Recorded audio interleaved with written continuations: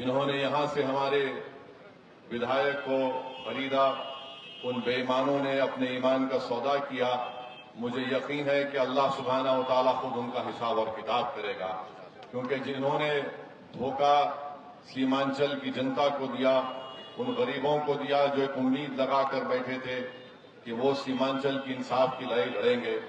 मगर आप जानते हैं कि इन 4 विधायकों को क्यों खरीदा गया? इसलिए खरीदा गया कि वो नहीं चाहते थे कि सीमांचल की सरजमीन से आपकी एक लीडरशिप पैदा हो जाए, आपका नेता बन जाए। वो यही चाहते हैं कि उनकी पार्टी से जो कोई भी मुसलमान जीतता है वो मुसलमानों का नुमाइंदा नहीं होता, वो उनकी पार्टी का नुमाइंदा होता है। मजलिस ये कहती है कि जो नुमाइंदा हमारा जीतता है वो हमारी कौम की आवाज बनकर असेंबली और पार्लियामेंट में गूंजता है। हमारी जबानों पर किसी और पार्टी का सियासी ताला नहीं लग सकता। तो आपसे मैं अपील करने आया हूं कि आप आने वाले विधानसभा असेंबली के इंतखाबात में कोचा दामन हो या किशनगंज हो, यहां से मजलिस के उम्मीदवार को कामयाब करिए। और जो लोग हम पर इल्जाम लगाते, ये इल्जाम सरासर झूठा है कि मजलिस के खड़े होने से वोट डिवाइड हो जाती हैं। अरे अब हम और क्या कर सकते? हमारे अख्तरुल ईमान साहब ने 2 खत लिखा है लालू प्रसाद यादव को। एक खत लिखा तेजस्वी यादव को कि आओ हमसे इत्तेहाद कर लो, बल्कि अख्तरुल ईमान साहब ने ये तक लिख कर दे दिया कि आप मजलिस को सिर्फ 6 सीट दे दीजिए और हम अलायंस करने के लिए, इत्तेहाद करने के लिए तैयार हैं। मैं बताना चाह रहा हूं तेजस्वी यादव को, ये हमारी कमजोरी नहीं है, हम ताकत की बुनियाद पर तुमको लिखकर दे रहे हैं। तुम फैसला जो लेना चाहते ले लो, मगर याद रखो चुनाव के बाद तुम ये नहीं कहना कि मम्मी डैडी मेरा बैट और बॉल लेकर कोई भाग गया। ये जनता जानती है कि जिन्होंने हमको धोखा दिया उसको हम जवाब देना जानते हैं सियासी तौर पर। इससे ज्यादा हम कुछ नहीं कर सकते।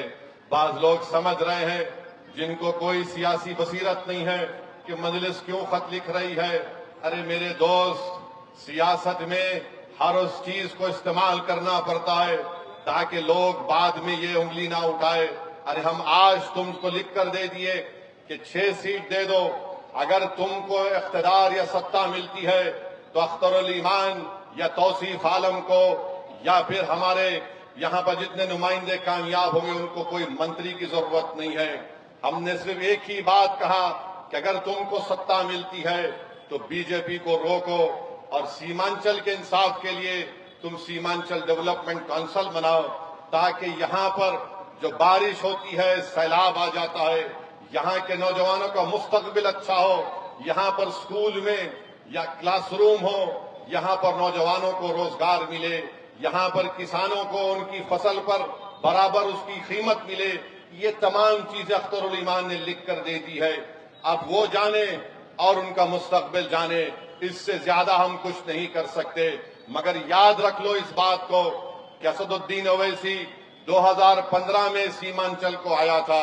मैंने उस वक्त भी कहा और आज भी कह रहा हूं कि अल्लाह जब तक मुझे जिंदा रखेगा मैं इंशाअल्लाह ताला सीमांचल को आता रहूंगा। जो लोग एक और इल्जाम लगाते, अरे तुम अगर जीत गए तो तुम मंत्री नहीं बनोगे। अरे हमको मंत्री और संतरी से मतलब नहीं है। हम सीमांचल के गरीब आवाम के खादिम हैं, उनके नौकर हैं। उससे बड़ा एजाज हमको और कुछ नहीं मिल सकता।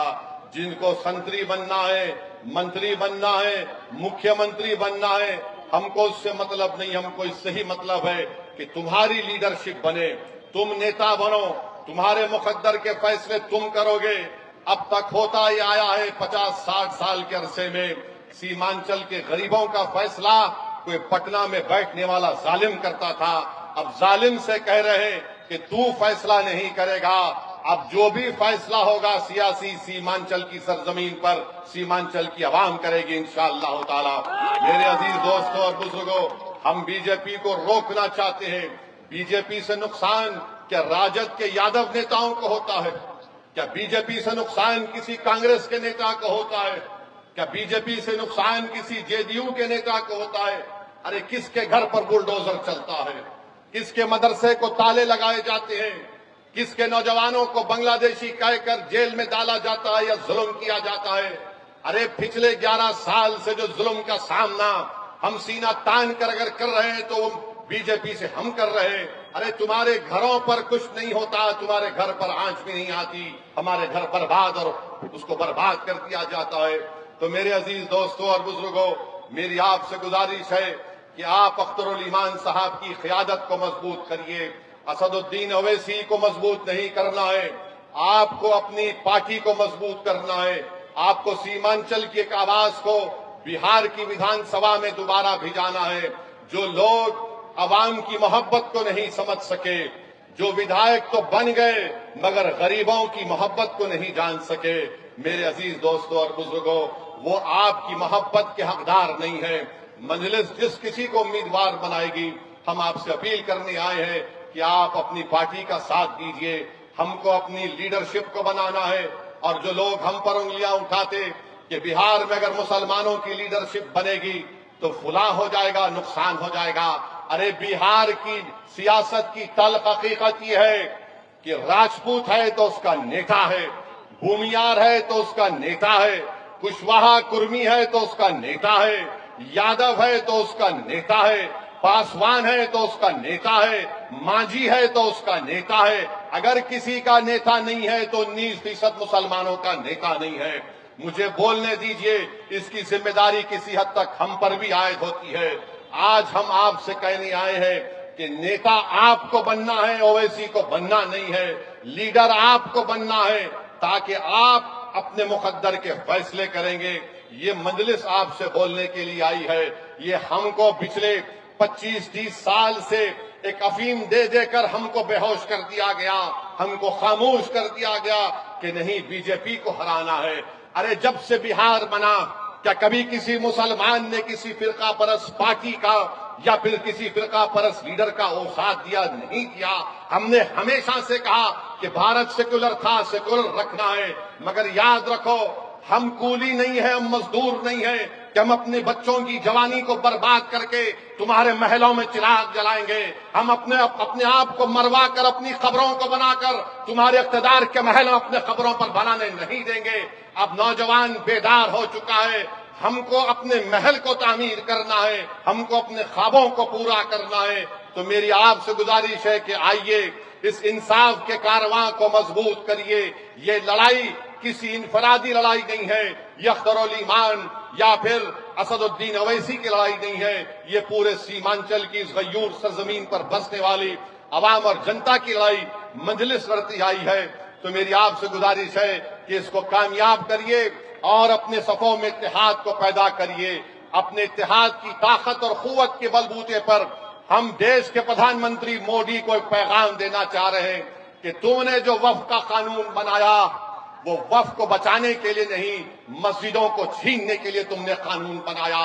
تم نے قبرستانوں کو چھیننے کے لیے قانون بنایا، تم نے عیدگاہوں کو چھیننے کے لیے قانون بنایا، تم نے وقف کو ختم کرنے کے لیے قانون بنایا۔